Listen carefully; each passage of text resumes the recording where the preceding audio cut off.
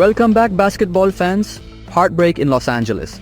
Tonight, the Los Angeles Lakers' playoff dreams took a major blow as they fell to the Minnesota Timberwolves in Game 5 of their series.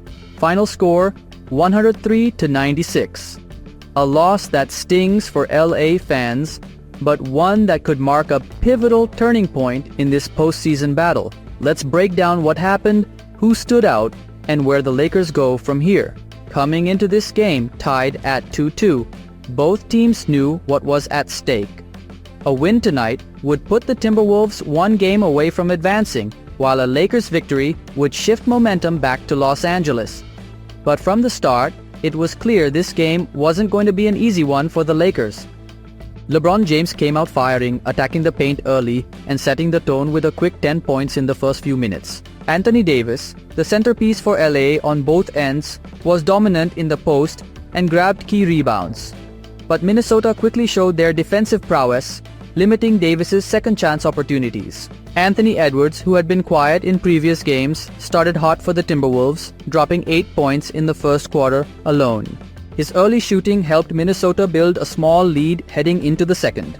While the Lakers stayed within striking distance in the first half, Minnesota's defense began to tighten. The Timberwolves adjusted to the Lakers' offense by sending double teams at Davis and forcing LeBron into tough jump shots. But the real turning point came when Anthony Edwards started to heat up. Edwards hit a huge three-pointer late in the second quarter to extend the Timberwolves' lead to 10 points. His confidence was on full display, hitting shots over defenders, pulling up from deep, and finishing strong at the rim. Meanwhile, the Lakers' offense became stagnant. Russell Westbrook, who had been inconsistent throughout the series, missed several key opportunities. Davis also got into foul trouble, which limited his impact on both ends of the floor. As we entered the third quarter, the Timberwolves started to pull away. Edwards and Karl Anthony Towns took over the scoring load for Minnesota, while the Lakers couldn't find a rhythm. LeBron tried to keep the Lakers in the game, but his shots weren't falling and his frustration began to show. Edwards and Towns combined for 18 points in the third quarter alone.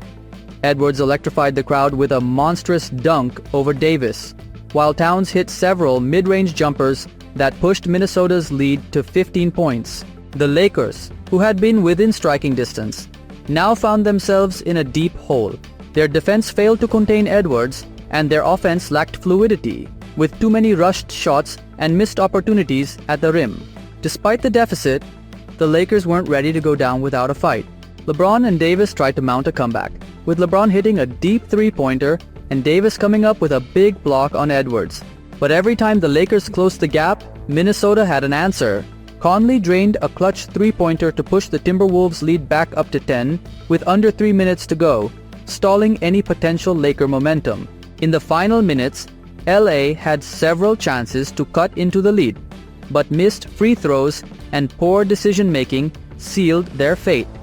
The game ended 103-96, with the Timberwolves holding strong.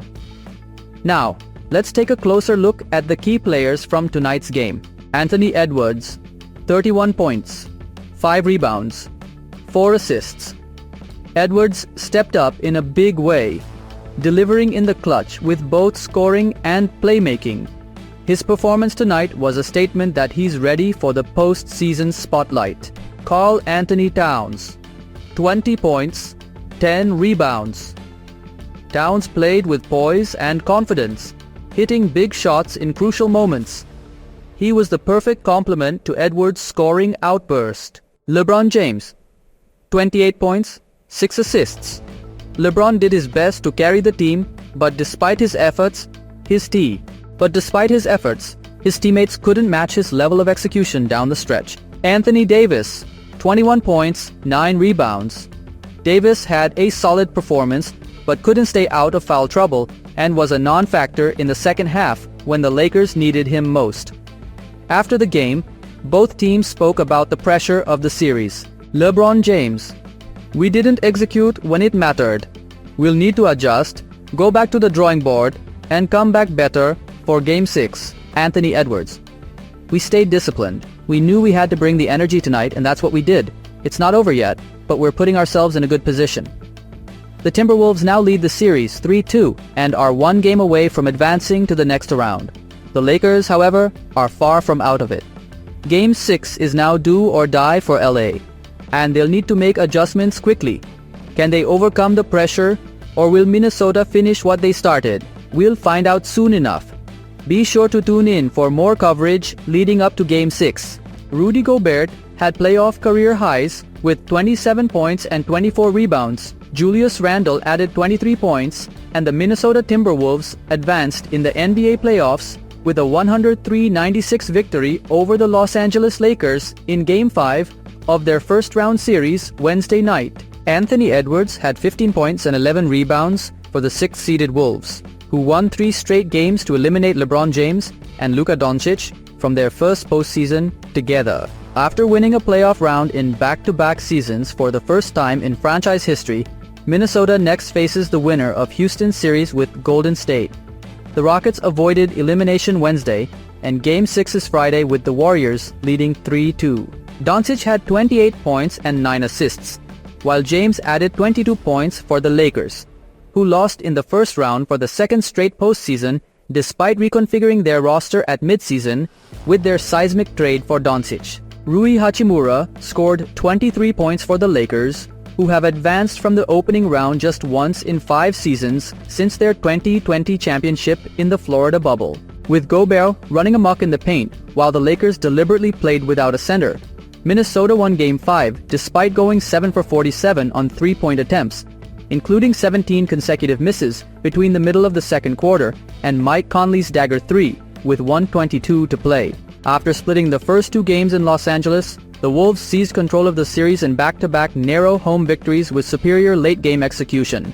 Gobert then stepped up when the Lakers deployed a small ball lineup for Game 5, with the French center scoring more points than he managed in the series' first 4 games combined. Minnesota nursed a narrow lead down the stretch, and the Lakers missed 5 consecutive shots while going 3-1-2 minutes between points. After playing the entire second half of Game 4 with 5 players, the Lakers changed their starting lineup for Game 5, keeping tenacious wing Dorian Finney-Smith in place of center Jackson Hayes. Lakers coach J.J. Redick defended his decision to eschew substitutions this week, even reacting testily when a reporter asked him about his decision process before Game 5. Minnesota jumped to a 14-point lead in the first quarter, but the Lakers rallied before Doncic went to the locker room 1 minute before halftime after landing awkwardly on his knees due to a heavy foul by Donte DiVincenzo. Doncic returned to the court moments before the third quarter began, wearing a large lower back brace that he discarded to continue playing. The Wolves' terrible shooting kept it close, and the Lakers took their first lead when Doncic led a rally late in the third. James limped to the Lakers bench during the fourth quarter after going down hard on his bulky ankle, but returned a few possessions later. Thanks for watching. If you enjoyed the breakdown, don't forget to like, subscribe, and hit the bell for more updates on this playoff series. Drop your thoughts in the comments. Who do you think will win Game 6? Until next time, stay tuned for all the latest action.